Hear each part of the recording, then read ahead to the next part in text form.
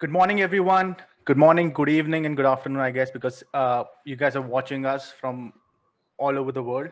And this is great. Thank you so much, Chaos Group, Autodesk, Nigel, for bringing this kind of a show. I think we all learned a lot about industries across the world today, and nothing can be better than this. Um, so there's a yeah, I mean, I haven't introduced myself yet. So I'm Aman. I'm an architect and industrial designer. I work out of India, and I run a digital agency, a CGI agency by the name of Deckor. And we have uh, we have Ishan Shukla with me here, who is the co-host and is an amazing animation filmmaker.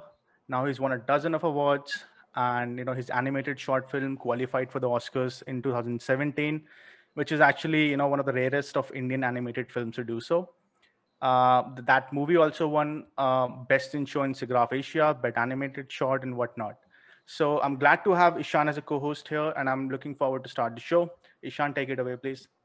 Thank you so much, Aman. And thank you to all the people of the world. A big namaste from India. We're finally starting. And in this show, we are going to do something slightly different. We will be definitely talking about the trends in CG education, the VFX of an epic film like Bahubali. But we would also like to be a little bit diverse. We will also talk about the stories themselves that guide the CG. So for a change, we will have a candid discussion with the artists of India, the small studios, be it a short film about a young girl's story in the streets of Mumbai, be it an action adventure game where a Rajasthani girl has been chosen by the gods to stand against the demon called Mahabulasura. And maybe a VR experience based on the partition of India and Pakistan in 1947. So we have a very diverse group, and we are very excited to start with our first panelist. And he needs probably no introduction. In He's India, that called, is. yeah, But we got to Suresh introduce Eriyat. Yeah. Suresh to everyone across. Suresh is one of the veterans who've been around since I think there was no industry in India back in the day. But I think we have Sanath, we have Suresh who actually made the animation in CGI and animation industry in India what it is today, right? So let's start with the first panel.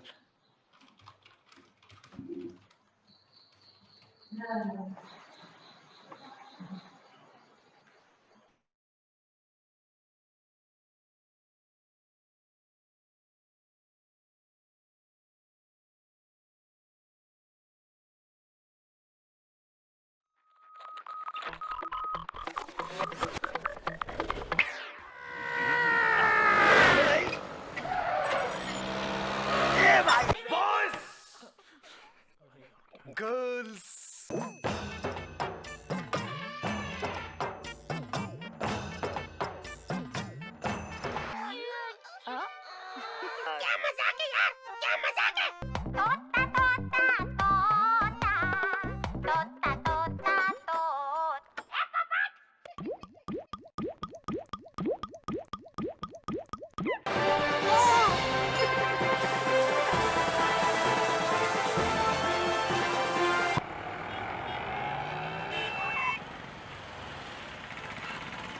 Wow, it's a nice day. चंदा मेरे आंगन में ओ तेरी तू soft landing में काम आएगा ना।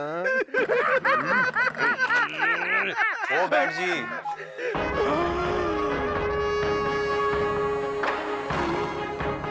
शेर विद पंख। सर बादलों में मछली ये कहाँ से उछली?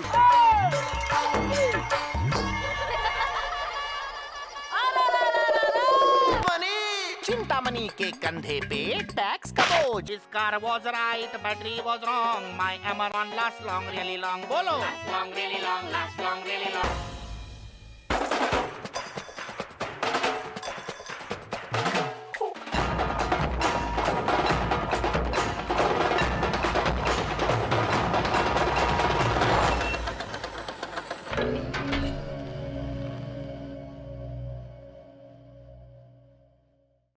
All right, thanks for doing this, Suresh. Welcome to 24 Hours of Chaos, and we've been wanting you here. You started in the industry when it was still in the infancy in India, really, right? So what changes have you seen in the past decades, and how are they affecting Eeksaurus Studios now? So when I started working after NID in 1997, there was absolutely no industry that we can identify with. Mm-hmm. I couldn't identify with an industry then because the only entities that were there were service studios, which used to do work for international productions, where the pre-production and the post-production would be both done by the international studios that conceptualize the shows, and in India they would be just filling in and finishing it. Mm-hmm. A place that I didn't want to be. The other space was where a lot of computer-generated animations used to happen, where product demonstrations and pack shots etc. were done for ad films, and there were also a small part of the industry which had like really good 2D animation artists who would do like interesting character interactions for advertisement film. But all three spaces weren't something that I preferred. So I chose to work in a multimedia industry as a graphic designer, animator, where I could contribute on to different areas of filmmaking, where I could conceptualize, I could do graphic design, I could do animation a little bit, do some bit of music. So that gave me an overall area where I could devote myself.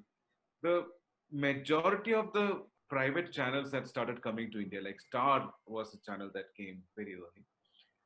They were completely leaning onto live action programming. There was no focus on animation at all. And there were two channels that came, MTV and Channel V. Mm-hmm. They had like really interesting interest to work with interesting animation programs in the form of channel IDs, promos, etc. That was one avenue where we all were like looking for to get an opportunity to work. That was the single most cherished opportunity to do some animation in the industry that time. And we were all bagging some promos or IDs to do some interesting animation, which actually brought out our ingenuity and rawness in our work, and our concepts also were seen channel IDs and stuff that time. But there was no original content per se. There was no animated original content per se. It took probably another 10 years. In the middle of 2000, in the 2005, 2006, I think that is the time when some good feature films are announced, and there was some movement towards creating animated episodes. Mm-hmm. I'm not a custodian of the timeline really, but I see that as a highlight. Hanuman, when it came in 2001 or 2, that was a big hit. That was the first time I remember there was more than 60 to 70 animated feature films that were announced. Then the Cartoon Network, Nickelodeon, Animax, many such channels came, and children started watching animated programs, which mostly the rerun programs from international shows. Uh-huh. And there were some attempts by a few. I think Cartoon Network was the first ever channel that really tried to create something new with Chota Bheem. And we were doing something with them with Johnny Bravo. We were doing some short films with them. And from then till now, as you all see that, there are a mixed bag of animation content that is coming out of India, which is some of them are nice, some of them are not something that we can be proud of as animated content. But nevertheless, there is a lot of increase in demand of animation. And of course, the other side of service studios is still thriving really well. I think majority of Indian animation consists of that, but there's a large number of people who are getting interested in doing original animation, whether in the form of short films, which was unheard of, unthinkable actually in 20 years ago. But that is opening up. There were lot more people who are trying to develop their own shows in animation. So it is, in that sense, 20 years I have seen really the birth of animation, and I'm seeing it growing. That's great insights in the last few decades of Indian animation. Now, when we look at your body of work, be it the Rotary Cup, the NSE winner, be it Google Tanjo, be it the Tokri, even the Fisherman, almost all your award-winning body of works are done in different mediums, ranging from hand-drawn animation to stop motion, even VFX. How do you actually choose which medium to pick for a particular project? So this is a very tricky sort of a question. It is almost like, I have some 20 different handwritings. Oh. Of course, I have only one signature, so but I write in so many different handwritings according to the grip of the pen, the texture of the paper, the mood where I am in. It all this depends on my handwriting. But this is something that I would say that it is not because of the varied interest in or continuous boredom that I am going through. It is not because of that I come up with different styles. I think I start when there is a story, I start seeing it in a certain way.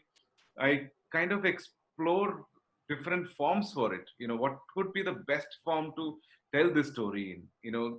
The quest is very sincere. The quest is very, very sincere to find out what would be that best mode of storytelling for this medium for this particular story.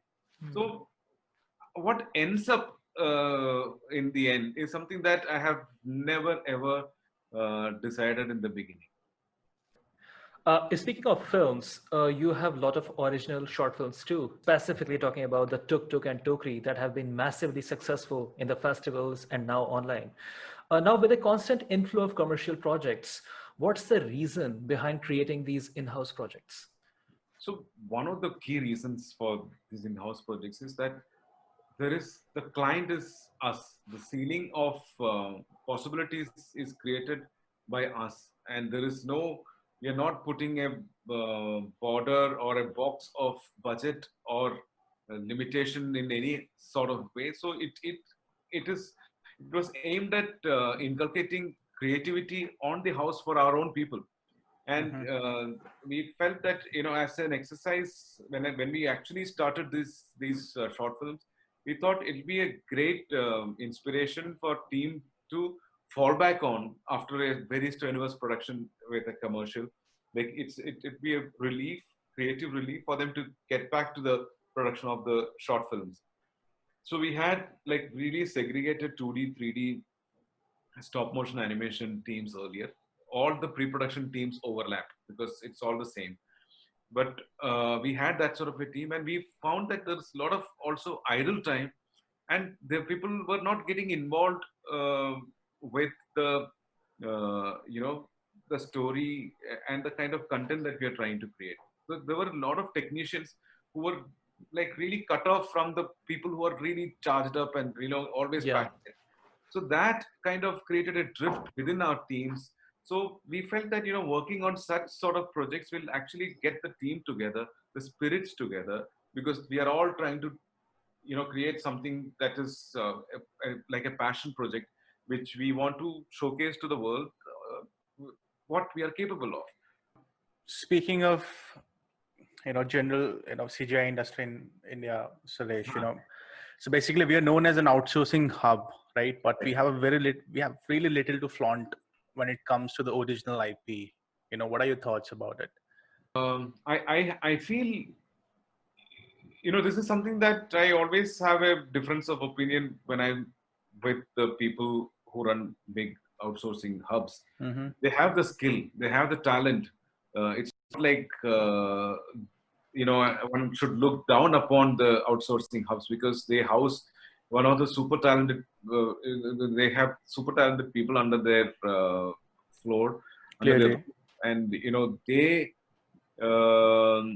kind of keep that entire great talent for work for outside, and somehow the work that happens inside as an original IP, which always they always struggle for budgets. You know, original IP in India in animation, there is always a struggle for budgets, and they always find not such great talents that are available because all of them are working for the international project in these Sure. big outsourcing hubs. IPs that they create will never be the same like the ones they are capable of. You know, in India, the capability is never reflected in our IP.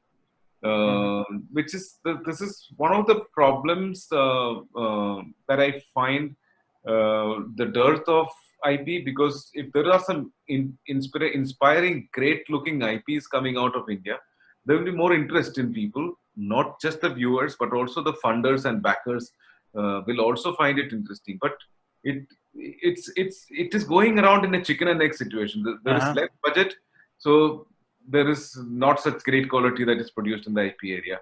So then both keep blaming each other, and it's not like really going it's not growing in that. Sure. So it's a limiting factor. What do you think, Suresh, we can do to probably break this loop? The only way, one of the ways that it needs to be done is something that I always used to advocate for, is that all the big multinational channels in India, they need to start reserving a certain percentage or number of hours for the IP produced in India. Once they start doing it, it becomes also a collective responsibility for the channel team also to work in synergy with the production houses and develop something really great. It is not a necessity right now for them, because there are very many successful shows that can be rerun in India, and the time slots can be filled up. So there is no such pressure for people to create something on their own. That becomes, if such a thing happens, there will be a great lot of successful and great looking, engaging IP coming out of India. That is definite. We need to continue showcasing our talent through our work. We cannot wait for anybody. That is what all of us should do by making short films and stuff which are within our control, within our grip. If 3-4 people get together, talented people get together, they can actually create something great. And they travel around the world, they get people notice them. There are new opportunities, And we especially need more people to do it. On that note, you mentioned last time we spoke that you have something going on in the studio where you're incubating the incubation projects. Yeah. Yes. So what we are trying to do in our own little way is to sustain the interest in filmmaking for young enthusiastic graduates who come out of good institutes like NID, IDC and stuff.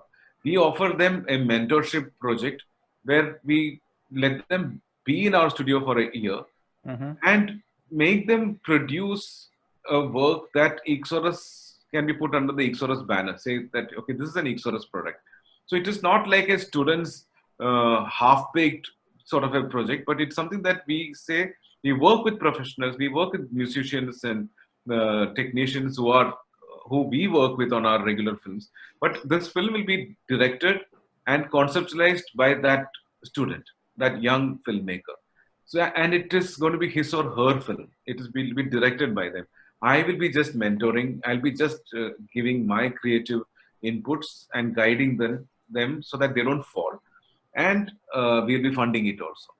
So this is something that we've been doing every year now since last 4 years. We've seen a huge amount of success from the films, and we feel these people who get out and get the confidence of making a film like this with us will definitely try and make films even when they're out. So that is very, very important for us, that like-minded people who has that fire and ignition in them to go out there in the industry and continue to make films and not shift their careers because they feel they face setbacks and stuff like that, because that's always there. But if they are continuously creating films, they want to make films. That is the urge that we want to leave some with. So we are sowing seeds in that sense in our industry, where people are young enthusiastic people are going out there with the strong urge of wanting to make films. Sure. And that is very, very important. We are not restricting it to anybody. I mean, but there is one restriction: they need to have enough skill, enough passion to sustain it. We are not going to teach them too many skills because we expect them to have those skills. That's they- great. So, they become- any students who are listening to this, they should take note of this. If they have a Absolutely. kick-ass reel, they can get in touch with Eeksaurus and try Absolutely. to bring their ideas to life. Absolutely. Thank you so much for coming, gracing the show. And I hope, students watching our show here in India and of course everywhere in the world, basically. Yeah. Take note. The invitation is for all of them. I mean, there's no restriction that it's only for Indian students. I hope this Same is here, sir. helpful to more younger generation animation enthusiasts to get into this field and sustain themselves. Absolutely. Thank Thank you. you so much. Thanks, guys. Thank you so much, Suresh.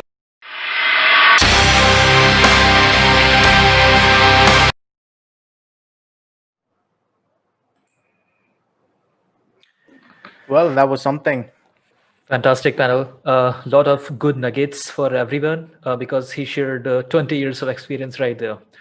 Absolutely. But the sad bit is that Suresh won't be able to join us. He had an emergency, so he's not coming in for the questions. But if you have any questions for Suresh, please drop in the YouTube chat, and we'll make sure that the questions are reaching him.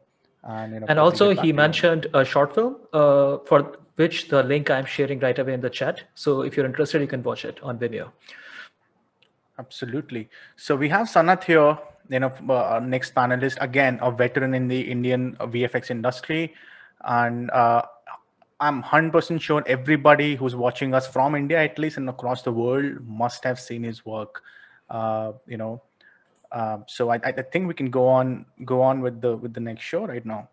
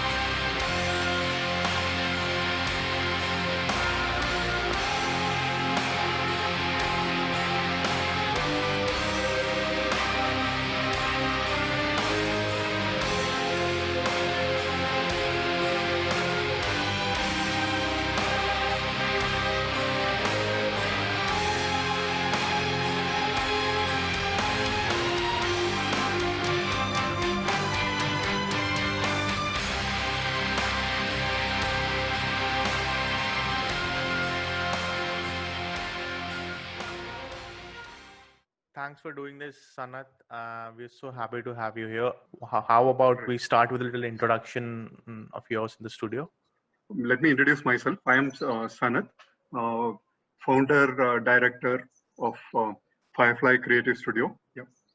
First of all, thank you for inviting me for this particular session, and it's great talking to you guys, especially who are passionate about animation and visual effects. And in this, we have been doing visual effects for feature film last 22 years in India, mainly working in Indian film, predominantly South Indian films, because Indian industry has so many different groups of filmmakers based on the language. So we do Telugu film, Tamil film, Kannada film, Malayalam film. These are all small industries, but they are strong in their own way. Plus, in between, couple of Hindi films also we worked on. So that's fundamentally we are from. But if you take a step back, I am basically trained as an animator. That is 2D animation is my background. I am done communication design with specialization in animation from National Institute of Design, Ahmedabad, and started working in the industry. And along with few of my friends from college, we started our studio way back in 98. 98 was in working from home. Then officially registered, name, everything happened in 2001, like that. And continue doing work together, wanting to tell stories, wanting to make animations, and also visual effects. Also, we felt it is part of storytelling. That's what we brought us into visual effects, because that's become the connection to the film industry. Sanath, let me ask you this very straightforward question. You have seen the industry in India since the very beginning, especially as far as the VFX is concerned. And you have seen the past, present, and now you're looking into the future technology and the future team that you have. What kind of disruption are you seeing? What are the changes you're seeing? And how are you dealing with them? If you look at visual effects, in my understanding, visual effects is basically survive based on disruption of systems. You know, it disrupts the local way of doing things, and that's how visual effects come in. Because fundamentally, a visual effects artist has been called into a project based on when somebody says they cannot do it, or it's impossible to do it, or this is too dangerous to do it. This is what the standard starting point for filmmakers to look at visual effects. So the moment you go in there, you will be facing some impossible tasks, how to make it happen. So we'll be looking at different kind of technology or processes or anything we need to improvise to make sure that we get that shot done, is where we basically start from. So as I was telling to you, visual effects is where everything start doing things when the film industry guys cannot do, that is where it starts from. So now when I look at my starting in visual effects, so when we stepped into the industry, that is the time film was actually getting shot on film using internet, and the information also not that much there. Softwares are just coming in, so it's very tough for the artist to work, because you need to have a lot of technical support and input. At that point of time, systems were limitation, system speed were limitation, and even getting a negative scanned in for somebody to do digital manipulation and put back onto the film is itself is a difficult process. So we had to be absolutely sure about what are we getting in even before actually start doing things, correct? There's no chance for improvisation or iterations on a project. So when we are doing in digital, we can do a lot of things, see and keep on developing it. But those kind of possibilities were much limited in the earlier time. Correct? So now as the time passed, as the technology increased, as the software become more powerful, the way you're able to imagine and where we are able to do things become completely more artist friendly. So now it's becoming more and more like your imagination is become your limitation, is where we are at this point of time, if you look at it from technology perspective. Okay. So Sanath, we were speaking earlier also, and you mentioned this thing which stood out to me, that VFX isn't scary. You know, you said that. VFX isn't scary if you really dream big. So because what are we doing? What are we doing? We are trying to generate images. We are trying to generate images which emote, which is fundamentally we are trying to tell story.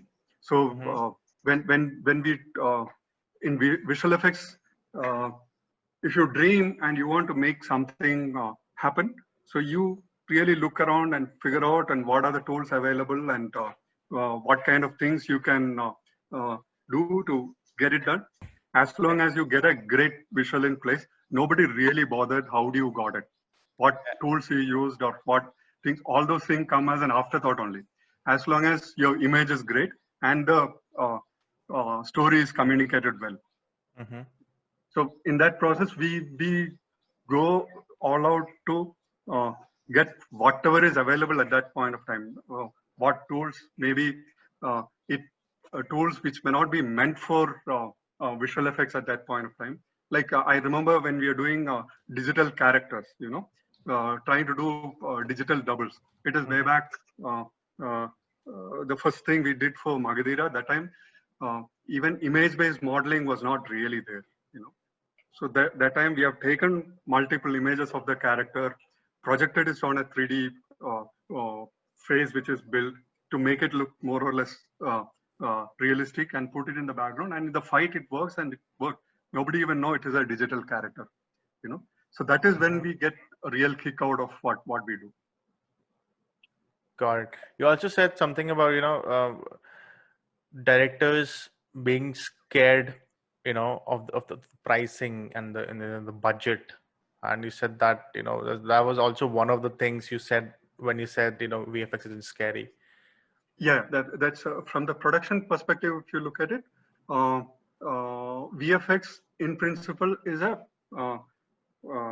very unknown thing for a traditional filmmaker. What happens in VFX, they don't really know or they don't really understand. There'll be, different levels of understanding will be there. And for somebody who is actually visualizing or trying to build make a film, the initial part of budgeting is a very critical factor. So how much money you will put in for certain things, because every project has a fixed budget for it, what it can take. You for a language film, even though story is great, ultimately the producer will have a limitation in terms of what you can spend to get it. But in terms of dream or images, it would have been much more than what it can afford.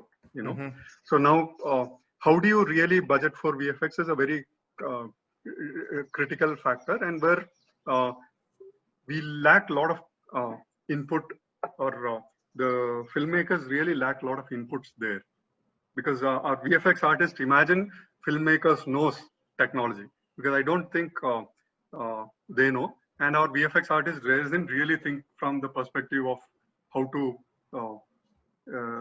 financially make it viable, because the tools are changing. There are different techniques can be used. So it requires quite a lot of innovation and improvisation from an artist perspective also. Right? So now when we talk about budgeting, what really happens is beginning of the film, it's all little vague. There are still stories there, but in terms of what is the kind of things needed may not be that clear. Right? So it evolves as the work is getting done, is what general filmmakers are used to. They have a story, they will cast in the character, they will have a location, and they have the number of days fixed. And that is where the budgeting aspects come into the filmmakers. Sure. And visual effects works in a completely different way altogether. Right? So because the assets need to be built, animation has to be done. This involves quite a lot of manpower and work. The majority of the filmmakers may not really understand, or they don't want to understand also. This makes the situation little tricky for to get the film materialized. So most of the time it end up, okay, you start doing it, then you realize, and how do you make it happen become the normal process. From a visual effects artist perspective, I think we are living in a fantastic time. There is a mainly because there's a huge disruption is happening in the way films are getting made at this point of time, because the kind of tools, the kind of technology, and even the kind of the way films are showing also is actually changed. So the entire industry is going through a one major rejig is happening, and this is the ultimate ideal situation from my perspective for a visual effect artist to really excel. Correct. So now here, the real catch here is the reason to be in this particular time is should be, I mean, the fuel you get to move forward is really from the drive you have for telling stories and telling, making great visuals, correct? So now, usual traditional filmmaking process is what, first there'll be a script will be there, there'll be a story, they'll discuss and then decide on the artist and they fix up on location and they start shooting it, edit it, put together, and you have your film in place. And if something is not working or some adjustment is needed, that is when the VFX is coming, correct? Right now, the tools give a potential to visualize your film much before you actually shoot it. Right? So people are familiar with the term like pre-production and pre-viz and so-called storyboards. Correct. So now the current scenario is really about it is going beyond pre-visualization, because your entire location, what you're going to shoot, or even the characters, what you want to in your story has to be digitally generated. Correct? So as a filmmaker, as a director who hits the floor to direct somebody, he will be staring at a blue screen or he'll be staring at a dummy which may not even interact or which may not even act. So it become a huge problem for him to visualize or say if this take is okay according to his story. Correct? So now with the virtual productions in place, he's able to visualize what he wanted and say what he wanted at that point of time in production itself. It doesn't have to go get into a post-production to really see what is going to come. Okay? That is the space we are heading to. And from what I learned from this is exactly two things, that there is sort of a democratization of the tools that were available before, and now anybody who has some vision can actually realize his film or VFX with a very small team. At the same time, big studios, we are seeing this disruption in which a lot of people were extra specialized in a particular thing, but as technology is progressing, those streams might even go away in the coming time. Correct. Or what's your say on this? So see, basically what I'm saying is extreme specialization is always a dangerous situation, So whenever there is a disruption which is happening, you always try to get back to the roots and see where it started, everything. Correct? Yeah. So like that, if you look at visual effects, the starting point is really about storytelling. If there is no story, nothing is there. Correct? So now you, with your tools, we are making the story to be told in a little more easier way, and more better solutions you will give. You are part of the filmmaking team. Correct? So now traditional filmmaking, if you really look at it, you have a standard roles are fixed, saying that there is an editor, there is a cinematographer, there is a director. Correct? Yeah. There is 24 crafts of filmmaking. VFX was not really part of it. Even now it is not part of it. That makes us even more bigger chance to disrupt everything, because your possibility of telling is completely dependent on your ability. So if you really understand the story and how things are visualized, you can actually plug in your own bits everywhere and you can disrupt what the system going on right now. When you speak about the how can I make visuals look better, how do you balance these two things? Because I feel that you come from the old school way of where people think that story is the most important thing, and I think I agree with that. I think it is totally true. Yeah, and at the same time, as a VFX artist, you also want to make the best visuals possible. Correct. Right. So as a VFX supervisor, as a person who is running this VFX company for such a long time, in your opinion, do you balance these two things equally, or do you still feel that something is superior to the other? I think 100% it has to be balanced.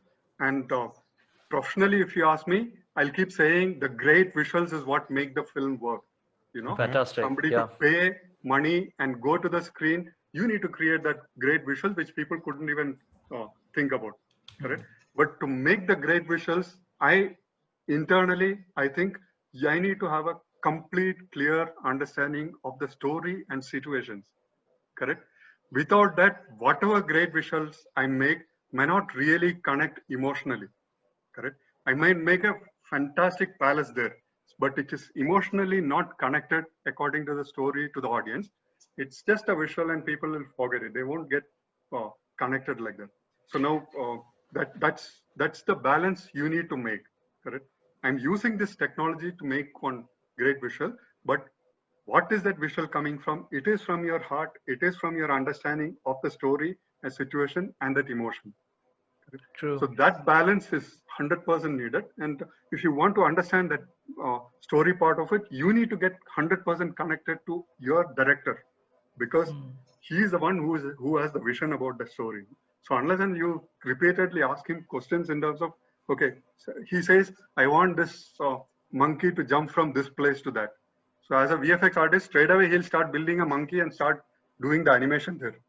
Correct? Before that, as an artist, you need to take a step back to really understand what is that monkey doing in that particular scene. Correct? What is the purpose? What is the story point? What is the scenario? Why do they want a palace like that?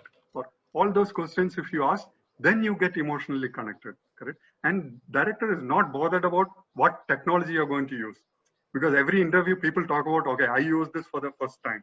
Correct? That is just for a talk only. Finally, it is about, okay, if you're able to get to make a great visual, then everybody will come to figure out that. Otherwise, it's not there. True. And the it will filmmaker just also doesn't really bother what kind of tools he uses. As long as he get a great visual, he'll come back to you. And majority of the time, they may not even know what you have done. And also, what the nuggets that we are getting from you today is very relevant in the Indian animation industry. But we read a lot less about these things in the media itself, as far as this specific stream of VFX in films is concerned. We read about all the films in Hollywood or other parts of the world. We read how their VFX is done. But as far as the journalism in VFX in India is concerned, we have very little information. Why is that in our country, and what can be done to improve it? Yeah, there's not. That's a very, very relevant and important question you asked. Okay, I have a different take on it. Sure. I think our artist doesn't read. Oh, man. People Okay. doesn't read is Okay. what the biggest problem I feel. Because as an artist, oh, I am a visual guy. Why should I read is what the people think. Wow. Okay. And they don't listen. Okay, why do somebody look at great masters? It is just to understand what made them do certain things. You need to really get into it.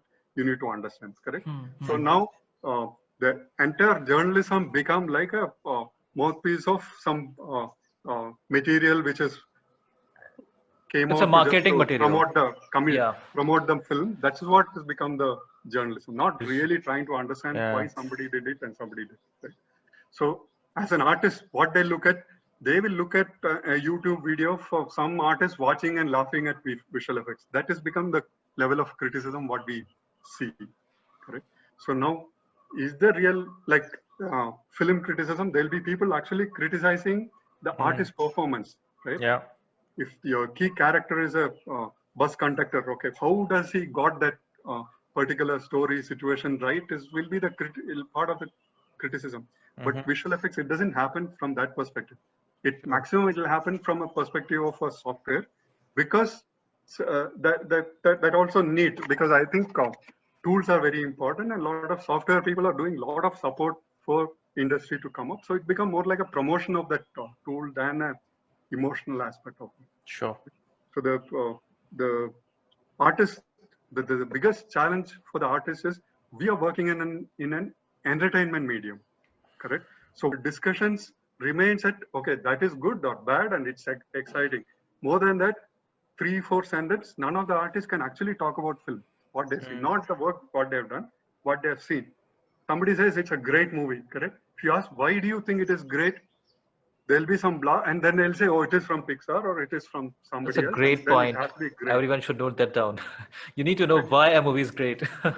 Yeah. So I'm saying the labels or the promotions, and now because of the digital media, everywhere you will get to talk about these things. Different people will be talking. So basically we're talking about from a learning perspective, of course, literature, but in general, right, there's less dialogue, right? For example, in this conversation, we've touched some great points, some points, some point of views that I haven't heard before, but that dialogue is missing, students, See, because professionals. Yes, I completely agree here, because there's no dialogue. Dialogue happens when I say something, you hear, and you hear that. Based on that, you respond to me, that and I respond to you. That's how the dialogue build up. Correct? Sure. Here, you say something, I don't have a patience to listen to that fully. I'll pick up only what I wanted to hear, and in between some other distraction will be there. Correct? So I'll go into that, and I just want to be right every point of time, and I'm completely happy with what I know, and I'm great. This is how things goes on. Sanath, what do you have to say to the students who are watching us, young professionals who are watching us talk right now, who just want to make it in the industry? Your 2 cents probably to them. No, I really think keep yourself completely open, absorb whatever you can get, and set up to tell your story. Correct? You can publish your own story. Try to do it, and try to make as many mistakes as possible early in life. Correct? Great. As a student, you make a short film. Correct? Do whatever you dream of, and try to do whatever you can at that point of time to figure out what all possibilities are there. You make 20 mistakes, it doesn't matter. Okay? And more next step you go, chances of making mistakes are lesser. The moment you branded as a successful director, your chances of making more experiments become more and more lesser.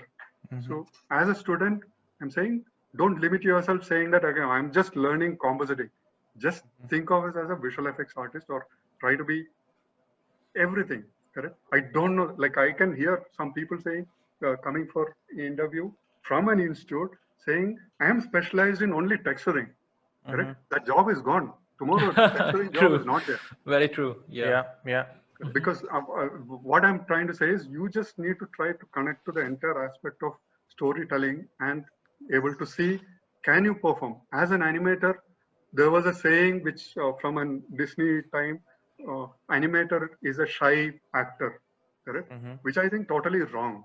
You have to be a very expressive. You have to be able to act or emote or anything. You need to go desperate to make that thing communicate. As a closing note, what I will say is, okay, just don't really bother about in a conversation, I am winning or I am making my point or something. It's really about what is missing is to generate this conversation and reflect on it. Absolutely. Correct? It doesn't matter somebody say bullshit also, it's okay. Just say, keep saying that, then you know what value it need to be taken. Yeah. Correct? All right. Thank you so much, Anna. Thank you. Thank you. Thanks a ton. Right. Thank you so much, sir. Awake.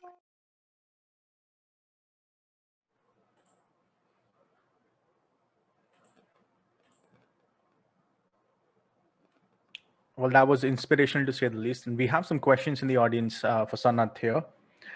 So Nigel is asking, Sanath, is virtual production being adopted in Indian filmmaking right now? I think I'm audible. Yeah, I think virtual production is getting adopted, and every technology as it's coming up, it get adapted here also like anywhere else, but at different levels of understanding. Yes. All right. Great. We have another question from Metro Cubico Digital. And I think they're asking about the showcase that we just showed from the Firefly Studios. And they're asking about the shoot where we see a lot of soldiers in an open field war. Could you speak a bit about this shoot? How did you do it? Software breakdown? Yeah. I'll be happy to do that software breakdown, but a little more uh, uh, fundamental before that. I think that is what the artist should bit more focus on, because any scenes like that, actual shooting time, you won't have an opportunity to see thousands of artists, because you will only have the potential to have only 100 people there, which we have to make it look like a massive war. Right? So before even getting into it, the most important factor is going to be how the scene is going to get conceived. So it might start with a basic story discussion. It might start with a basic storyboard, then actually seeing the practical location where we can shoot and how it can be extended, correct? So all these plannings are done. Then we get into the thing of shooting, which majority of the time it happens just a few characters there. Then rest of the things has to be digitally extended. So as a visual effects supervisor, he should get a clear understanding of what kind of actions are needed, where you might take some references of action. So quite a bit of things, possibly we'll do some motion capture for action, which is very repetitive, or maybe something we'll actually need to get animated and put it. So we use all these things mixed up and get into the production. So now whatever you've seen, most of the things are animated in Maya, and we do quite a bit of, cheating also there. So it's not that entire shot would have been completely rendered and composited. So quite a few layers are rendered separately because systems cannot handle. So quite a lot of multiplication happened in the compositing also. All right. Does it give you some idea? I think it does. Yeah. Aman, there are It more does to me. questions. Yeah. Yeah. All right, then thank you so much, Sanath. We'll move on to the next Yeah. panel. Sure. And this is a very special panel for us. What do you think, Ishan? Because this is one of the very first full-fledged independent game, just collecting laurels across the world for us right now, right? And Absolutely. I love it. I've been following it since whatever, last 3-4 years, I guess. And it just came out on Switch, the first indie game from India. Think about it. absolutely, let's have these guys on the up, Yeah. guys. My child.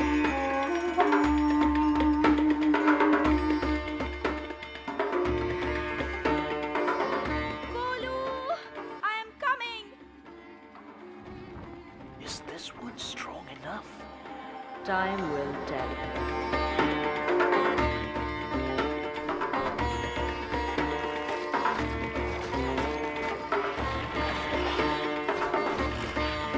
Raji! Please, sister. I am coming!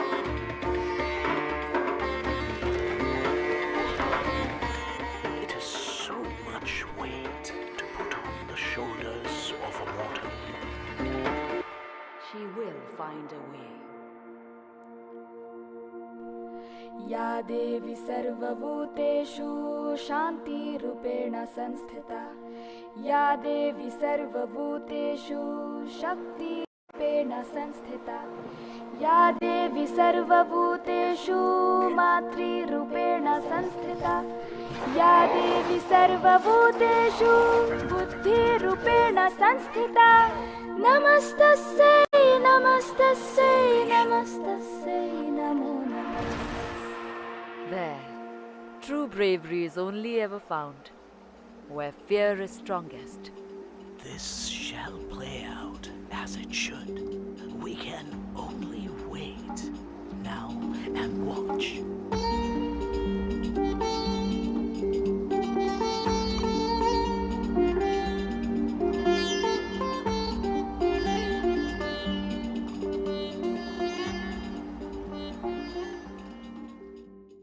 Guys, thank you so much, for your time and to be a part of 24 Hours of Chaos. I and Ishan have been looking forward to this because, and we need to tell you why we wanted Raji the game as a panel here. I don't think any other creation out of gaming industry in the country which has made this kind of wave out there. An indie studio in India producing something for the world, right? And doing it properly, because the game looks fantastic, the reviews are awesome, right? You're a small team, you managed to do something which people would just kind of dream of or just hope they can. But here we are. You guys launched on Nintendo Switch. You have already released your date for, I think, the other platforms the next month, 15th. Absolutely. And I have to say before we start that I'm one of the few people who were just following this game for a while, even when the first gameplay test on Unreal Engine came out on the YouTube 3 years back. So when I read the Kotaku review a few days back, I was very emotional. I was really happy and emotional that there is some team out there who's putting it this great stuff.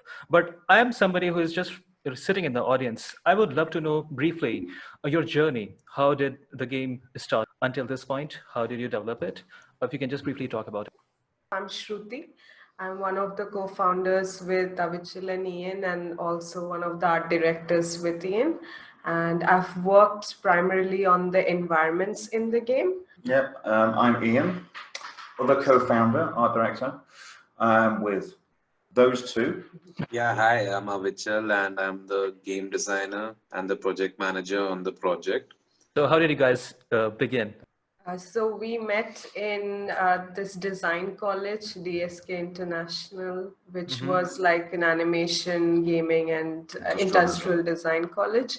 That's where me and Ian were basically teaching game art. And Avichal was leaving the school that time. He was he was the second batch, Avi? Yeah. No. Yeah. Third batch, I think. Yeah. So when I joined the college to teach, Avichal's batch was almost ready for jury and they were leaving. So that's how I was asked to look over their art department for the project and see if everything is going good. So that's how we started talking, and we had common grounds of like the games that we loved at that time that came out, like Transistor and Bastion, that we played, and how we felt about games and art in general. So we started talking, and that's how we started getting to know each other. And we always felt that we had a good connection and we could work on something together. So that's when later, I think after 6 months I joined, Ian came and joined the college. So I introduced Avichal to Ian, and that's how we started having talks. And we would always talk about that we wanted to make something. We wanted to put India on the game dev map, but like it took quite a while for us to actually quit our jobs and get onto this journey, because like Avichal left the college and he got a job at Zynga. So he was working at Zynga for 2 years, and I left the college and joined Electronic Arts. So as what? As art manager. And so we got busy with our jobs. So that's why we didn't actually have the time to really start working on Raji. But then after a point, I think we all reached a little bit of a saturation in our job, and we thought, okay, now we need to really work on something that we've been thinking about. So I let Avi continue with the story. Wait, from where am I continuing? Just like where we started talking about Raji and Paras came in. Yeah, the thought, Just a couple of steps before that, the game, where did the spark spark occur is in Rajasthan, actually, in Jaisalmer, at the New Year's Eve in 2013, 31st December or something. I mean, I was there, and there's this place called Patwo Ki Haveli, Rani Ki Haveli. Yeah. And if you go there, I was able to see this one frame with that 16th century architecture, which was beautiful and jaw-dropping, really. And I was able to see that without any people and, any wires. And because of that, I felt teleported to that time and that era. And then the next question I asked myself is, why is this not a video game? Because video games, well, they are art. And what I saw is that's piece of art, right? And I knew Shruti, and she's a very good artist, and we already knew each other, I think, a little bit, and I knew about her work, and we just had a very extremely high level conversation about how we could do something one day, and it could be a game on India, and there's so Mm-hmm. much in India to explore, and nobody has done it, and we can be the first people, and how this, and I think we knew we have high standards of quality, Mm-hmm. knowing each other's work. And Ian joined a few weeks or months later, and we all knew each other. And yeah, fast forward to the time Shruti and me, I was at Zynga in Bangalore for 2 years, Mm-hmm. and then Shruti quit EA, and I had quit Zynga, and we had savings, and we decided to pursue this dream of us. And Paras and Ian were in Pune. Paras is a lead programmer, Mm-hmm. and Paras. So before all that, Shruti had made some 2D sketches. So before you make such a big decision, right? You have to have something concrete, right? You Sure. gotta have something at least. Sure.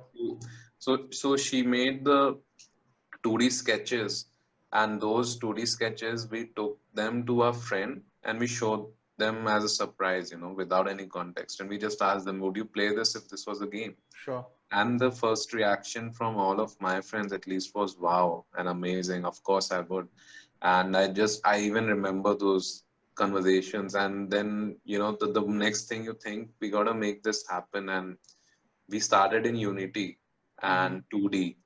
And very soon we realized Shruti will end up in a hospital because of the amount of painting, the sprites she would have to paint. That's a great point. Because the amount of detail and everything that we were trying to imagine the game would have, and if I was the only, at that point of time, we were just 5 of us in the team. It was Paras, Avi doing the design, me and Ian were the only artists, and this is when we were just making the demo, the prototype for the game. So this was which year? This is 2016, around August, July, when Unity was being still explored. Then Unity was ditched after we realized it can't be done. I mean, we'll have to go for something else. So, Paras, a lot of it was down to our expertise, and it's like also it's like our. Yeah, so it's like, we have 3D. So it's like Shruti, she does 3D as well. I do 3D. And then it's like, you got like Paris and some of the other guys that were, had experience in Unreal. And it just seemed a seamless and better choice for us. Intuitive decision to go with. Yeah. Something that the entire team has more experience with, especially Paras, and because he'll be doing the coding, so someone who has the experience in the engine. For us as an artist, we were quick to learn, so for us to switch from Unity to Unreal wasn't affected as much as it would affect the tech and the other parts of the game. So it also helps Avi with blueprints and everything. So yeah, we thought that it is a better choice for us to go with this engine. And also, like Ian said, that our strengths were in 3D, even though I have a background of 2D. I've studied painting, traditional painting. So but that added to the art style. But yeah, it was quicker. That's looking at the time frame we had to, because with the limited budget we had just a certain amount of savings that we can pour into this team. And after that, we needed funding for the game. So we had to make it quick, and it had to be to the standard of the quality we want to show the world. So yeah, that was a better choice for us. And after that, I guess we've never slept. Making waves, everybody's, this is the question which I've been asked as well, when I've spoken them about Raji the game. And for everyone watching right now across the world, right, people would want to understand, you guys are a really small team, right? And the game that you have created is super extensive, right? How did you apart from pure grit, pure hard work. Of course, those are a given in the situation. But how did you manage to do all this with the resources that you had? Passion. Yeah, Passion. that's number one. That's what drove it. Passion. I think the entire team knew that like this is make or break for us. This This is is the our only first chance. game. Yeah, this is the only chance we'll get in our lifetimes to do something like this, and I think we gave it everything, and all of us in the team have handled multiple jobs, and especially the core team. Like we've been overlooking others' work, and we have been doing our own work, and some of us have, when we say Plus running the company. Ian is art director, it's not just that he's directing the art, he's done characters, he's done work on the environments, and same goes for Shruti when she's saying she's the art director. She's done a lot of the environment work, and she's overlooked the work of other members in the team. And we had to coordinate. I mean, this is something we don't openly speak, but the three of us have spent a lot of time on the story. So the story is written by the three of us, and we've spent a lot of time, 5 Ws and how.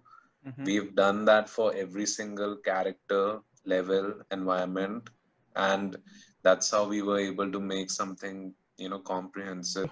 I'm not sure, guys, if you watched the previous panel that we had with Sanath PC, who's the founder of Firefly Creative Studios, we were talking a lot of VFX, and I think the most important part he stressed on with the current crop of CGI and VFX artists was storytelling, right? He was actually pressing the point that you got to be storytellers first, and everything technical falls in. You make that story believable by doing what you know technically, and that's what exactly Avichal just mentioned. Exactly. Yeah. That's how we even tried. We thought about the story first, then everything else fits into it. Like even the gameplay and everything needs to aid the story itself as well. Yeah, And there needs to be a purpose to it. There needs to be a purpose to the combat. It's like, well, why are you having a combat? And then you'll understand the backstory with the characters and so on. Yeah, and that's how Avi has designed Raji's combat as well, because she has a background of acrobats, and I guess that transcends the player themselves are questioning and they are answering themselves. Okay, now it makes sense why Raji is using all these things, because she's a circus performer. She can do all these tricks, and that helps with her doing all these flips and using the environment. So yeah, we've thought about all that, and to get back to the question, yes, it's passion, and also I guess we had to be really strict with the timeline as well. We I think also credit to our project manager. Oh no, don't credit him.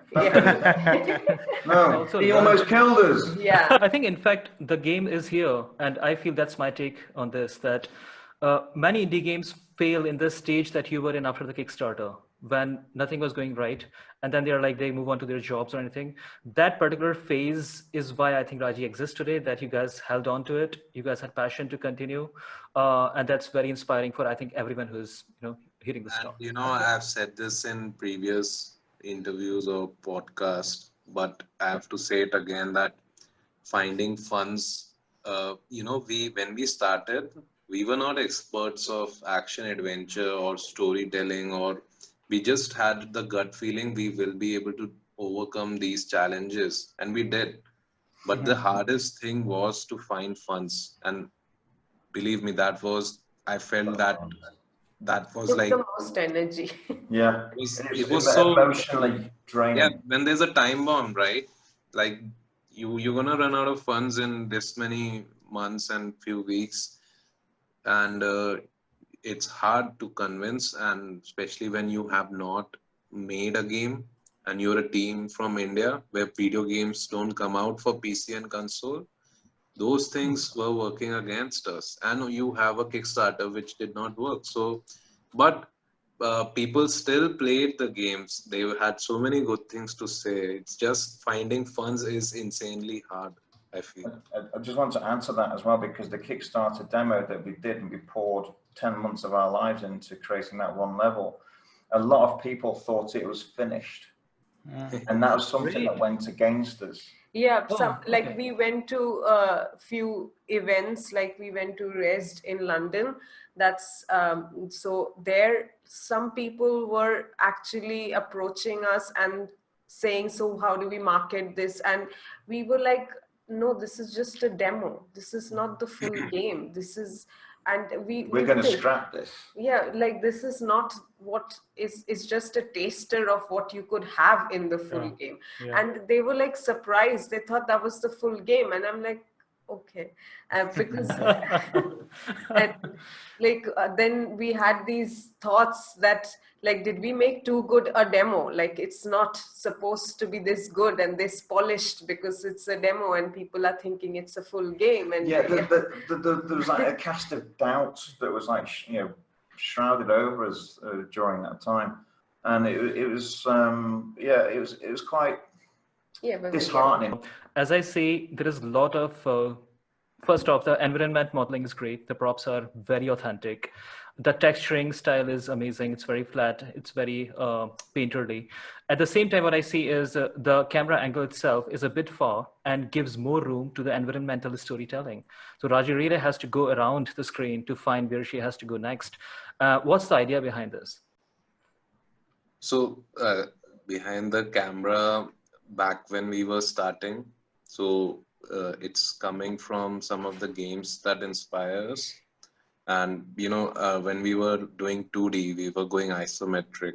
And that was directly coming from inspirations like Bastion or Transistor.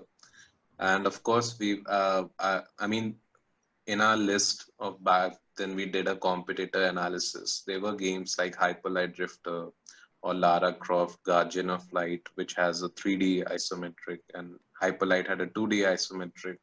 So thing is, with that in mind, and to show the epic proportions of the game, this camera was set to show the environment or showcase the grand scale of things.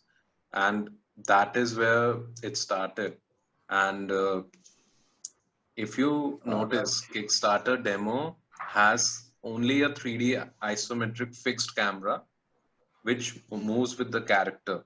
But after Kickstarter, when while we were, I think around July 2018, we were able to add Parker to the game, wall runs and jumping on poles and ledge systems.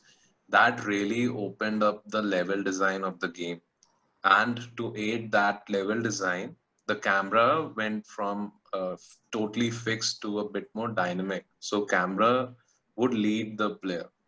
Yeah, Or exactly. hint the player. And it also worked as showing how insignificant Raji was in this huge universe, which is, you're a mortal and things at play are of extreme power. And with that in mind, the camera was designed, and I think it has worked pretty well to showcase certain aspects of the game or story related aspects. A lot of these things were added later, like zooming in and zooming in during story animations and all those sort of things. And I do know some people are not preferring this kind of camera, but I'm not sure if they have played concurrent games to Raji, which the game was. We've seen this camera work in so many other games. Yeah, totally. So that's the part which, I'm like, okay, it's a preference. So that's why we went with this camera. It keeps scope a little in check. This kind of works. So, all right, guys, thank you so much for your time. I really appreciate it. And, Thank you so much, guys. Sincere wishes for the success of the game. And I hope you keep on making these gems and inspire a generation of game artists. Great talking to you guys. Okay. Bye. Bye-bye.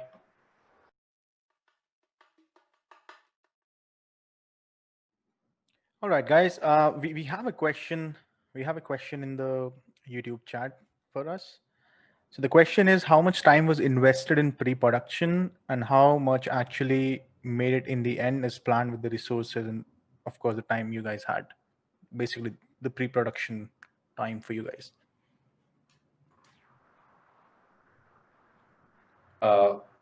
Ian, you want me to take it? You go for it, mate. I can't hear a thing. Oh, okay. So, Aman, pre-production, right? So, Raji was developed in different phases. So, till 2017 October, we were doing the Kickstarter, which was 5 members and I think a 20-minute demo. And after that demo was over, that Kickstarter demo was scrapped because we were starting from scratch. There were new mechanics. There was a new, approach to level design. So the pre-production had to restart in a way. Now, as we said in our panel, that there was this slump, after the Kickstarter did not make it through. We had this time from post Kickstarter till the point the actual contract with super.com comes to picture. So during that time, while the co-founders, me, Ian, and Shruti were finalizing the contract or searching for funds, emailing publishers, which was a whole lot of work, our programmer Paras, who's the lead programmer, he was exploring certain themes, and one of them was Parker, and one of them was the theme of movement leads to combat. So that was also a phase that's before the funding, and there was some kind of pre-production involved. But just to say, the real pre-production which happened from October 2018 to almost till January 2019, and that's only 3 months. But before that, because of we had a very good idea of what the combat is going to be, what the levels are going to look like, some of the mood boards were ready. So it's a tough question really to answer. All right. I think you answered it really well. And I think everyone enjoyed this panel so much because so many people had logged in to just watch something from the Raji team. So thank you for that. Thank you for you guys to have us. Oh, we're glad to have you guys here. Awesome. All right, guys, thank you so much. We have the winners here for the raffle, and of course, 24-hour chaos winner. Ishan, would you want to announce the winners here? Okay, so we have the winner from Malaysia, Meher Al Said, and congratulations, Meher. I think you can check out the Chaos Group website. There are just tons of goodies to be won there. And let's move on to the next panel. Yeah, we have another winner here, 24's hashtag 24-hour chaos winner. We have Johnny.Grillo as a winner. Okay, it's Instagram. Yeah, okay. Congratulations. @Johnny.Grillo. Congratulations, Johnny.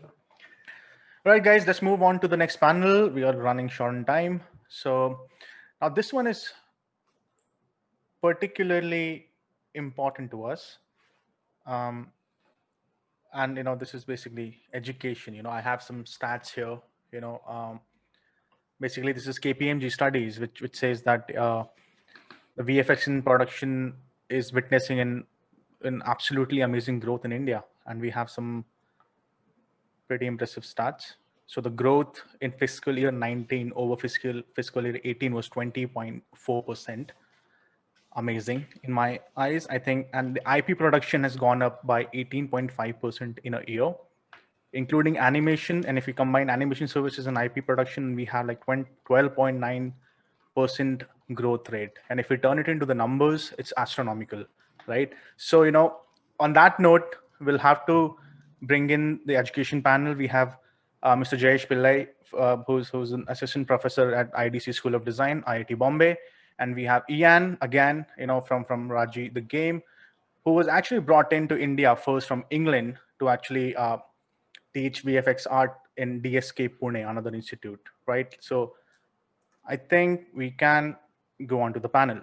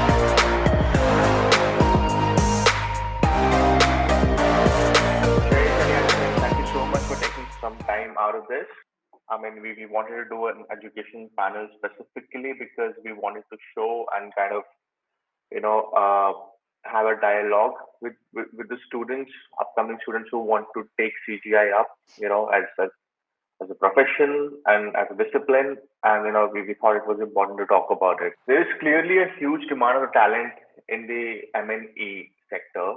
And are we really ready to handle that? I mean, are we able to handle what we have right now? And what do you think the future holds? We understand that there is a huge demand in this area.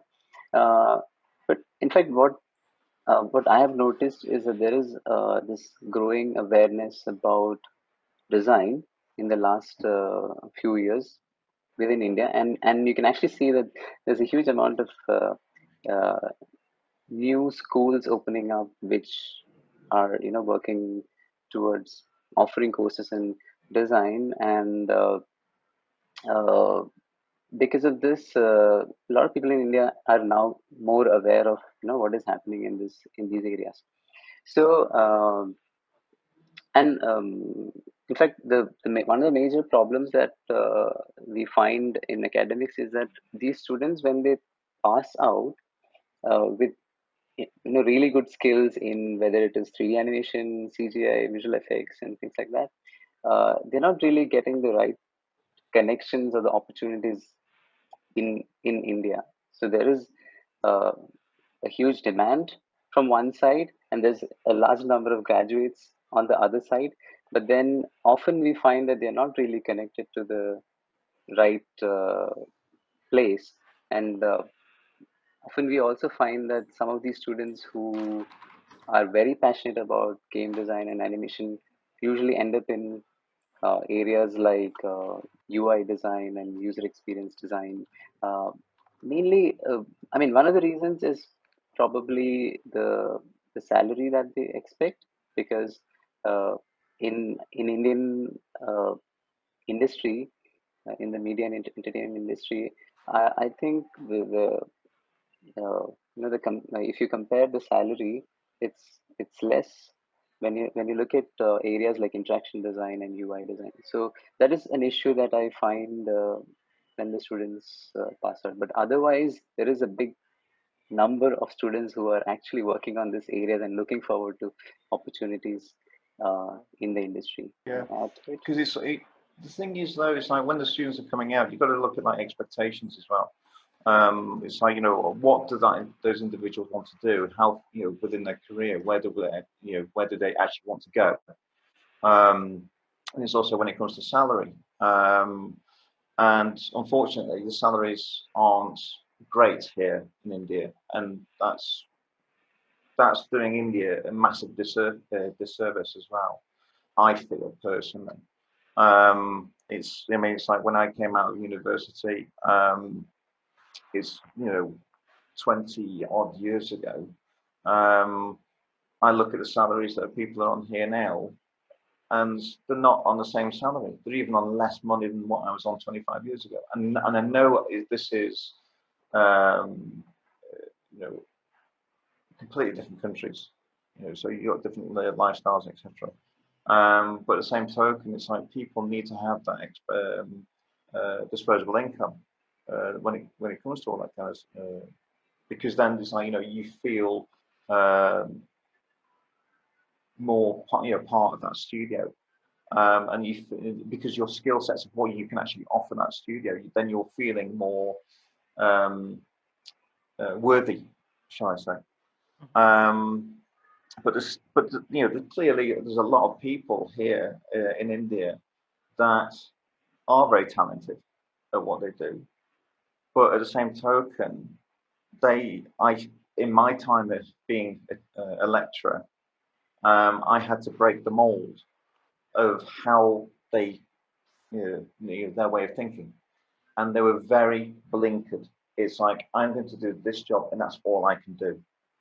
And unfortunately, in the video game industry, you need people that are problem solvers, that are able to jump from one to the next, even if you're in completely different disciplines. So you've got programmers, designers, animators, and so on. And it's like everyone has an opinion, everyone has solutions, but it's like, how do you apply those? And it's like, if you've got an open hierarchy, and this is another problem as well, it's like, because it's very hierarchical, the Indian society, and especially when you're actually in a workplace as well. So the junior person might actually have a solution for the problem, but does the manager want to accept that? That's part of the problem as well. And so when we were teaching, we were like trying to get the students to think differently. It's like, okay, well, this is the problem, but let's go around this way, rather than going straight at it. Go around, try different routes, try different avenues. And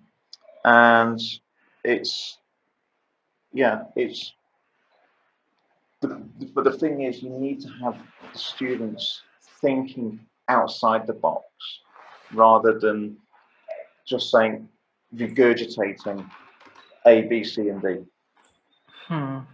It's like, you need to have free thinking individuals, whether it's male or female. And what will be really nice is to have more females in the industry. True, very true. Because their way of thinking also elevates the projects. Because there's things that, I'll give you an example. Me and Shruti were working together, and she will think, she obviously, we're completely different people, but we are the same discipline. And then it's like we're yin and yang, because it's like she'll think of something and I'll go, I did not even think of that. So yeah, we just need more diversity within the industry, and it's that. Do you think extra specialization will not be necessary in the coming 5-6 years in the industry? Yeah, so this is something that I was thinking of talking about while Ian was talking about thinking out of the box. So if you notice, in the last few years, we have seen this. There are these institutes who are working on design areas, but there are also these small companies or private institutes who have specialized skill-based courses for CGI and animation. So what happens is that once they finish their courses, they get into smaller, jobs within the whole spectrum. And since many of the things that we get in India are, outsourced, so you have always this gap of, filling small roles within that company. But what happens in the institutes who are focusing on the fundamentals of, let's say, game design, fundamentals of animation, so those graduates, when they come out, they're looking for opportunities which are slightly bit more challenging. So they're not looking for a very, okay, I'm going to sit and do just, a, a small part of the entire thing, but they want to think slightly bit more fundamental. They want to take, creative decisions within the company. So I think that's something, which kind of hinders them from going ahead.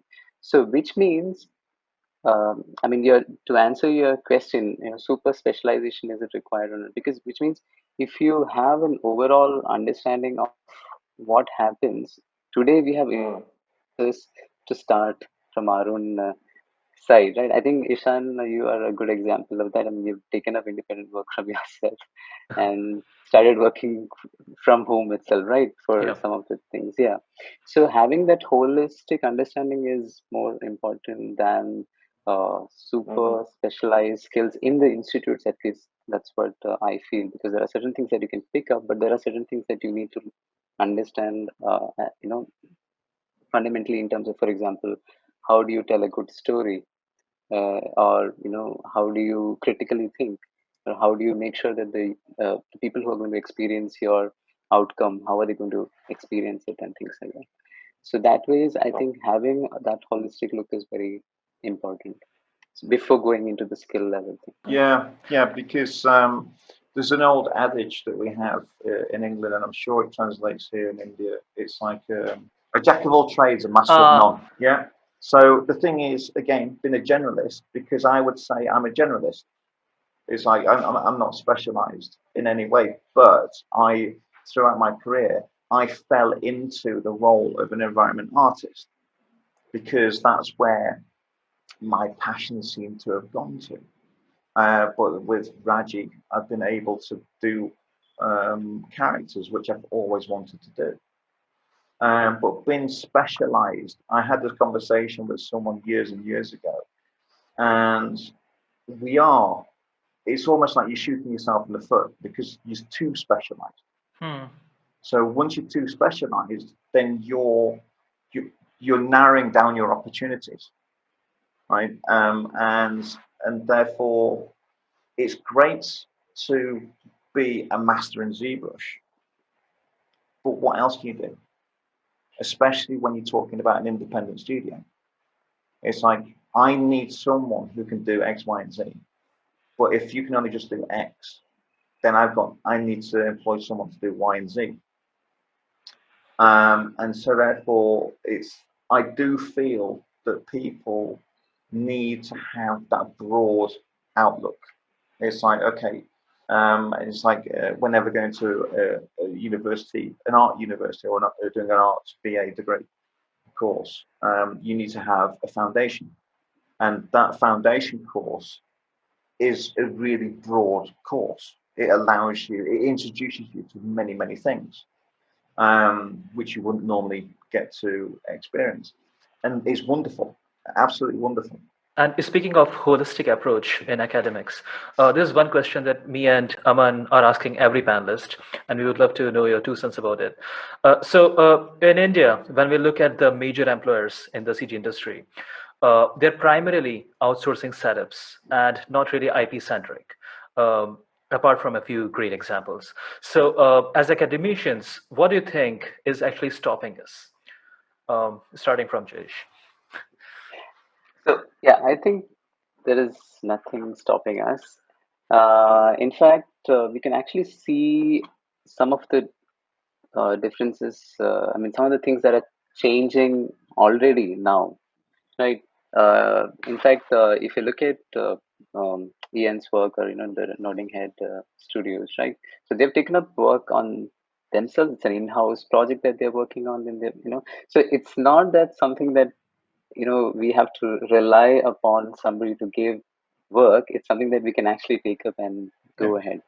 So to give you another example, so right now my team is working on a VR film, which is called Manhole VR project, which is focusing on a very Indian specific theme. It tries to communicate to people about a social issue which is related to this manual scavenging that still exists in Yeah, India it for does. unfortunate reasons. Uh, so it is something that we took it up as an initiative, and we have so many stories within India to tell. I mean, there is no doubt of uh, things that we can explore in India. So it's not that we do not have these things here, and slowly, because now the resources are better, and I think as I mentioned before, if you want to do independent work, there are enough things that we can kickstart our project. To give one or two examples, one of my colleagues, Professor Neena, she had worked on something called Hum Chitra Banate Hain, we make images. I've So seen that is that. based. It was in the Korean Film Festival. It was beautiful. Yeah, Yeah. it was based on this Bhill art, right, in the Yeah. central and north west of India, and it's a project take as an academician outside courses, but it was a really good exploration of something from India. Totally agree with all that. Totally agree. But there's two things I want to just touch on here: government funding and also conviction. There's nothing stopping. Yeah, I mean that makes sense. And touching upon the point Jayesh had made earlier that there should be people from the industry who should be, of course, visiting these schools, the colleges, big or small, 6 month certification course or a 4 month degree course, right? Because I mean, Jayesh has taught me in my own master's college. He teach me communication design, and of course, there are a lot of people coming in from the outside to teach us, right? So yes, we get a perspective from our own teachers who are in house. I mean, it's fantastic. But when you see others coming in from a very different point of views, specifically faculty from a very um, different idea of learning. Basically, I think all of that combines together. You the students just kind of their heads explode in a way, in a positive manner. It expands. We know more, right? Immediately, we are better individuals and professionals than 2 days back. Just via the way of meeting and having a conversation with them. So I think that bit is like super important. Even if for the students who are watching us right now in this live conversation, I'd say even if the industry folks or the other teachers, good teachers you think exist out there, not coming to you, I would say go out, reach out to them. No, just ring a studio, just ask them if you can have a visit. You can see people working, while you observe, or just have a chat, just cup of coffee. People have done it, they've done these kind of things with us, you know, um, not many of them, a couple of them, but that's been fruitful. I can tell you that this guys actually took so many learnings and things with them when they went out of the studio. So that's something I would urge everyone out there to do. If you think you're not getting something in your own place, institute, organization, reach out to people. Reach out to people. I think all of us here, like 4 people you see on the screen, will be super happy to accommodate whatever we can, right? So on that note, guys, any closing comments on the education, CGI education in India? I just have one point that today, in today's world, if you're really passionate about Yeah. exploring digital media, I mean, you can independently also go ahead because we have enough things to learn. Just looking at the resources online, there are a lot of things that we can learn, and it's just matter of practicing and getting better at it. So if not everybody gets an opportunity to go to bigger institutes and work on the fundamentals, but there are a lot of resources out there through which you can be even self-taught, and there are people who are doing really good Yeah. work in that Yeah. respect. The problem I have is that it's like when it comes to institutes in India that are teaching, CGI and so on, it's like the accreditation, the validity of the credentials really, and it's like one of the reasons why again I went to university not only just to further myself as an individual, but also if I hadn't have gotten my BA honours degree, I would not have been able to have gone to explore opportunities abroad. No, I think it's fantastic to end this session because people definitely need to get inspired, but also keep their goals in check. What do they actually want at the end? Do they just want to work for a great company? As many people want to do that. They want to see their credits in a big game or a big film. Some people want to be storytellers. So before even going there, they should check what they really want, what kind of institute they would like to go to, what kind of tools do they want in that path. But to decide that path, you need a goal. So.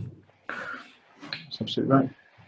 All right, that sounds all very good, guys. Thank you so much for your time, and I hope some students, even if you're able to inspire one out there, I think our job is done. I mean, you guys are educators yourself, so you do that much more on a grander scale on yearly basis. I mean, I and Ishan just trying to do our bit. Ishan actually inspires a lot of people, and it's just me who's trying to validate things here. So anyways, thank you so much. All right, guys, thank you so much for taking out some time for 24 Hours of Chaos. And this is the final panel of the day from the Indian show. And there's a special reason why we wanted to do this panel here, because all of us, basically Ninad, Khyati, and Sanchit, we all are here because, we've been trying to extend or, or take CGI into our workflows. And in our respective agencies, we're actually pushing that over and kind of making sense out of the same time, right? And of course, we will talk about the projects later. But how about we start with the introductions bit? Let's start with Ninad. Sure. Thanks for having me, Aman and Ishan. As they introduced me, my name is Ninad Kulkarni. I'm a creative director of XR working at Nice Shoes, New York. I do work in the space of AR, VR, everything that sort of canopies and XR.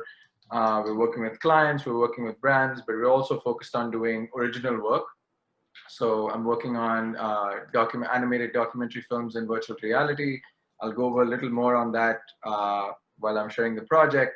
But I graduated with, like Sanchit and Khyati, I graduated from National Institute of Design.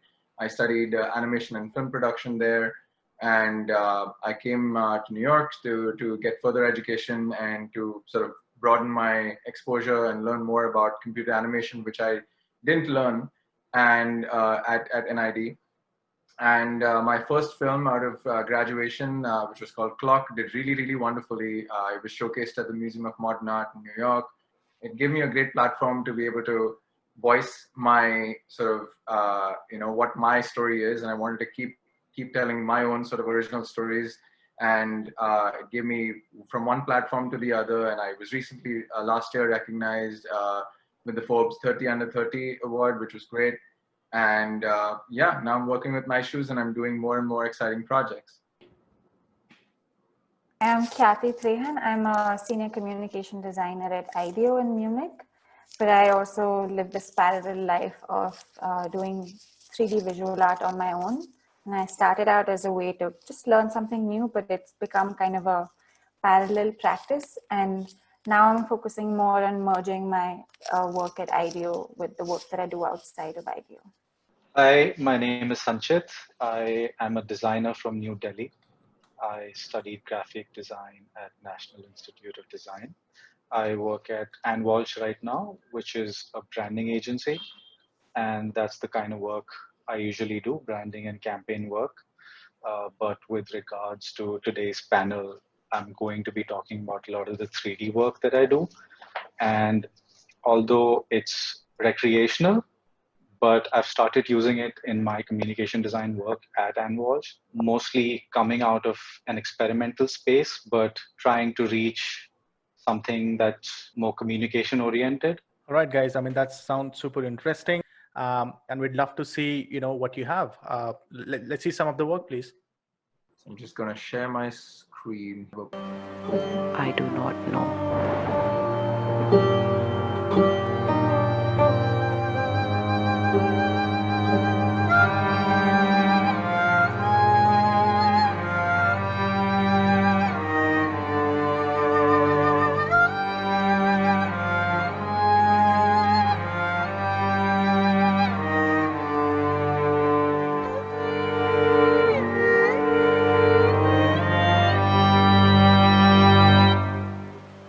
Can you see the other side poster?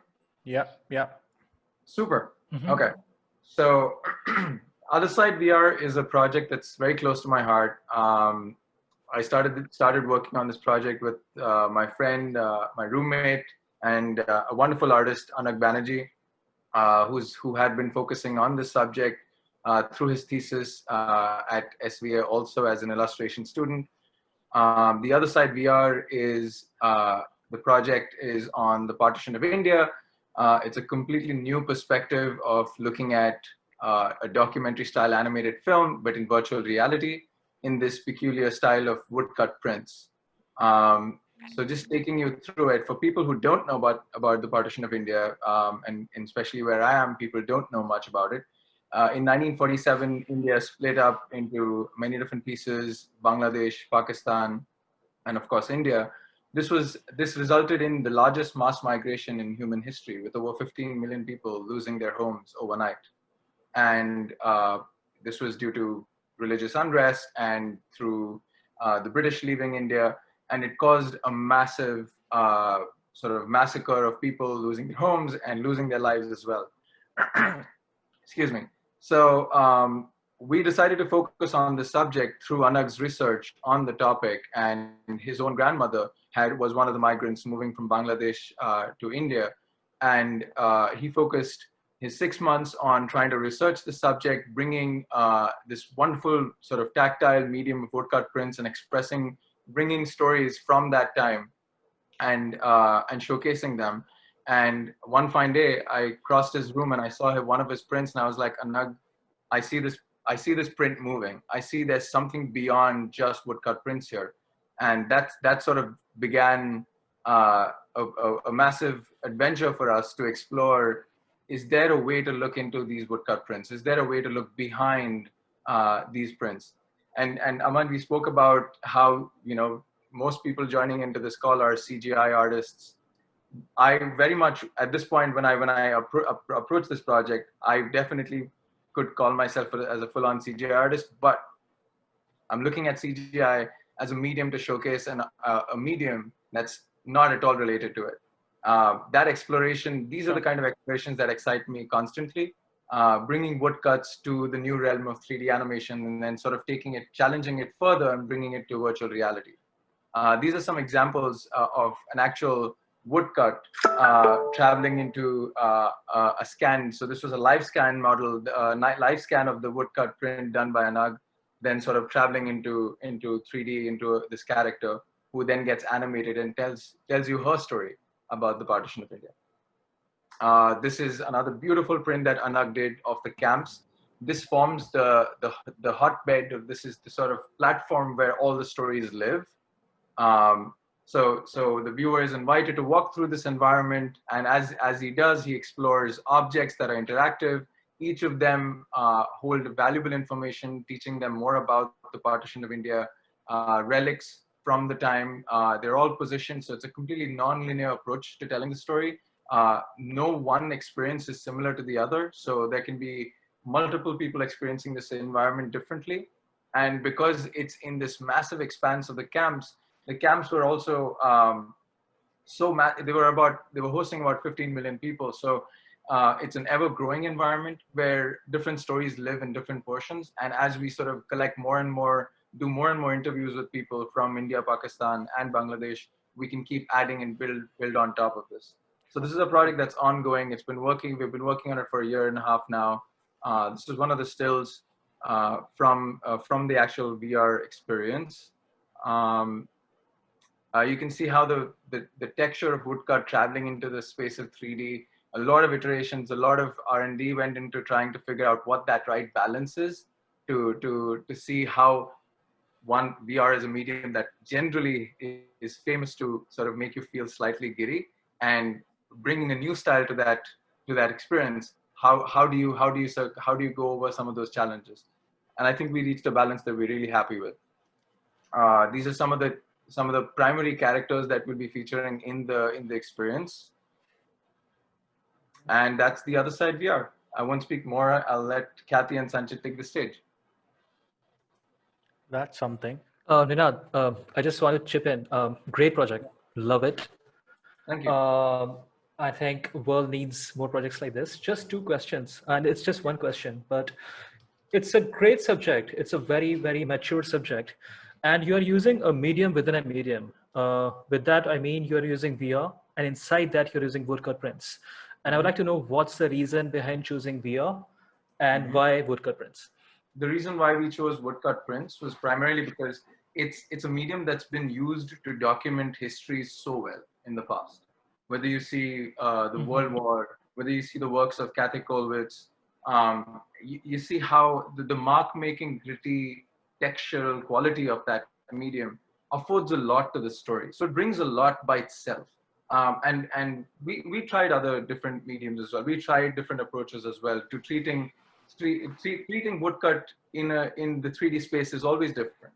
When you see a print in front of you, it has a certain impact. Now, suddenly when you walk inside that space, suddenly when there's 3 dimensions to it, there's a completely different play of contrasts.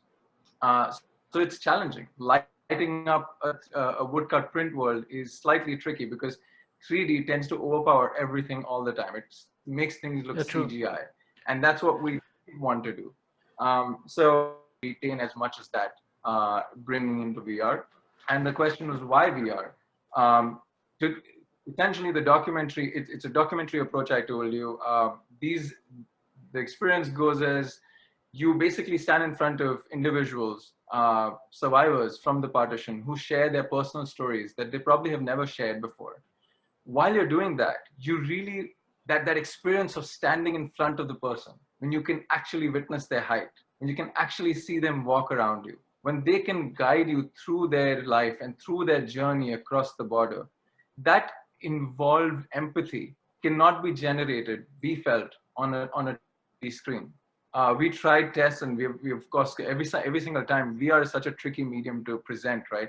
Every single time we've tried to present it, we've had to do a projection. We have had to do a 2D projection or a screen share like I'm doing right now. It does not do justice to how it feels to be in that world, to be engulfed by that texture around you, and then find a character evolve in front of you who takes you through their own personal journey through that time. So that's kind of why VR. It was really the core empathy that you can build towards the character. It's very powerful. Right, on to Kathy then. So I'm happy to share like one of the projects where, or actually some of the projects that I feel are my favorite are when I get like complete artistic and conceptual freedom and technical support, and especially an opportunity to learn something new. And this project with spectacles was just that. So I thought it would be fun to share today. So earlier this year, I was commissioned to create a custom AR lens for Spectacles 3 product. It's essentially a pair of wearable tech sunglasses inspired by the human eye, which is why it has like 2 cameras on either side, and it helps you record videos and take images simply. But what it also does, it triangulates like 3D metadata from footage. So you're basically collecting point data and identifying occluders within your environment, which makes it for like a perfect playground for augmented reality. So you can really like identify an object in space and then put an artifact that you've created, and it can hide behind that object. So it can really feel super immersive. But as a graphic designer who's just dabbling in 3D visual art and exploring what CGI can bring to my design practice, this project was an even further stretch from what I do from 9 to 5.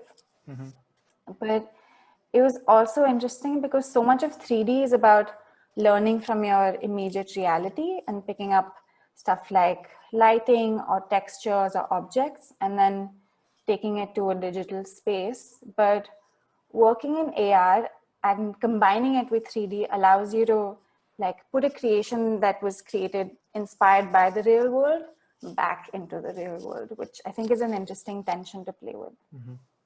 So I was also pretty excited about that. And even though I was asked to create one lens, but I ended up creating a lot more because there was enough time, and this was also a completely new discipline for me. And when you're just learning something, I think all of us tend to be quite generative and keep making. And all of my concepts were inspired by the magic that AR already is. So I worked around the theme of play and wonder and magic and created these like unidentifiable objects that you can discover as you look around, or you can walk through them, or you can observe them falling from the sky. So I think if you look to the left, you can see that these objects are falling from the sky, but they stop at the right place. That's because they identify the surface. And that happens because of the 3D depth setter. And on the right, you can see that the same objects kind of hide behind the trees. So if you were to do this like composite in 3D, it would be like you would have to model those trees and then like make them hide behind or make them come in front of an object. But here it's just happening naturally, just as it would if it were real. And there's just so much that you can do with spectacles, and not just that, like so much you can do with AR, but this is just a tiny example to show you like so many ways to kind of stretch and apply CGI beyond its traditional medium. And I personally am pretty excited to play with it even more in my like pursuit of exploring the edges of design and visual art. And Great. That's very fascinating. And what I see in most of your work is a lot of abstract designs, mostly in 3D or even in the personal work. Is it something you tend to do anyway? I mean, a lot of us as artists, we tend to do certain kind of art when we do it. I would love to know what's your thought process behind all those things. I think it's a result of my process, which is to not have a process at all. Like just to organically flow and let things happen, which is such a contrast to how I work otherwise, where like you're dealing with redesigning the future of money for the banks of Europe. Like it's such a heavy task that you need to go out and research, and there needs to be a tight process. Where in contrast, when I'm just creating emotive and evocative images, I feel like abstraction works really well to kind of touch feelings versus remind you of an object that you've already seen. I think abstraction does a better job of feeling emotive than something very figurative. And do you think the AR spectacles kind of project is more freeing in that way? Because one is the abstract 3D images inside your computer screen, and then you see it right there juxtaposed over the nature. It still has its limitations. Like it's, this is a very new product, and the thing that's exciting about it is that it's democratic, that I've created something that other people can put in their own worlds, versus when I'm doing work for myself, I think there are just more capabilities with existing software. So, Krati, how do you see, so, you know, I follow your Instagram. Sanchit and you do a lot of abstract work with Maxon Cinema 3D. How do you see this crossover kind of translating into the commercial work that you do in your day jobs? So my job as a communication designer is storytelling and to make people feel the right kind of feeling that they need to feel. And visuals and sometimes touching people's ears and eyes do a better job of getting to their heart than like just telling them exactly why it works and giving them numbers. And because 3D is so immersive, I think it as a visual medium works really well. Can you see it? Yeah. Yeah. Okay. Let's start. So I started working with Sackmeister and Walsh in late 2018. And the first few projects I did over there were campaign and branding related. But after a few months, I started working on a new kind of branding project, which was for our own new studio called Anwalch. The branding was based on a variety of ampersands that you see here. Mhm. And why ampersands? Because it's coming from Anwalch. And we chose to make the ampersand sort of a hero of the brand because it defines us as like a horizontal organization. Like we share everything, we share responsibilities, we also share the credit equally. Mhm. So I think at its core, the ampersand embodies that spirit of collaboration. And we work with a lot of designers all over the world. Even for this project, we had more than 30 designers working on one project. Let me just show you a few images. We created mock-ups, we created animations, we also created real merchandise, stationery, of course, the traditional stuff that goes along with a branding project. And as you can see, the Prince and Walsh, that's how the logo works because it's a blank before the ampersand. So you can place anything before it and it becomes a new phrase and holds a new meaning. For example, Prince and Walsh, projects and Walsh, clients and Walsh, experiments and Walsh. So that was the concept behind the whole. But what made this project different from other branding projects is because it was also a campaign and an announcement, because this is a new studio and we need to make collaterals that also serve as like a launch video. That's what we created, these 3D ampersands in these kind of environments. And of course, like we also had our internal studio merch.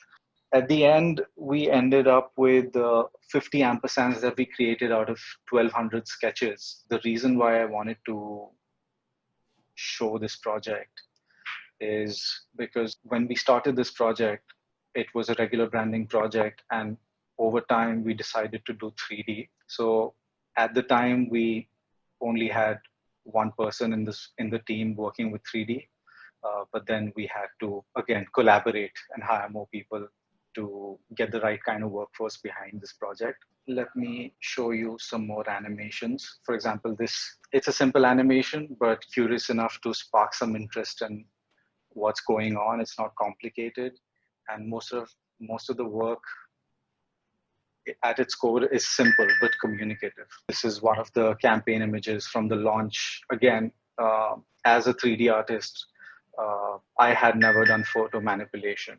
When we did this project, I was asked to stretch 3D into morphing it with reality. And this was one of my first experiences in doing that. So it was quite exciting, but also a little excessive because it was just like we were looking at chrome ampersands for like 3 months straight. But yeah, I wanted to talk about this project also because this is not how I started 3D, but this was the first project I did with 3D. And before that, I used to do these sketches and animations just to learn the tool. And as I got better with it, I realized I can maybe start using it with the projects that I have. And that just happens with any kind of skill that you learn. Like when you have that faculty enabled, you start thinking in that language. So that's what happened with me. It was just like a fun weekend thing. So these are just some stills from the regular.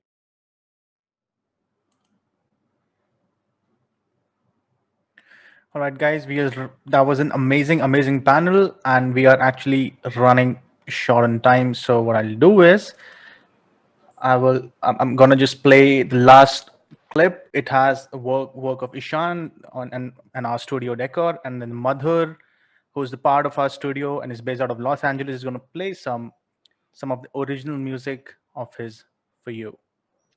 Okay, bye everyone. Bye everyone. Enjoy this one and all the best. I'm really looking forward to the next show. And stay for the next show. That is amazing.